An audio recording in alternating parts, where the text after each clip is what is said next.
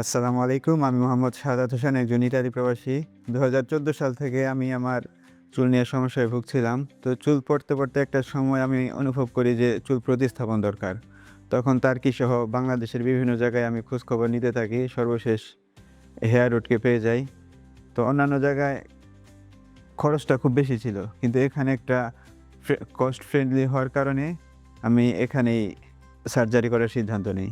তো গতকালকে আমার সার্জারি হয়। ৫,৫০০ গ্রাফট আমি লাগাইছি। তো সব দিক থেকে আমার খুব পছন্দ হইছে। সবাইকে আমি রিকমেন্ড করি।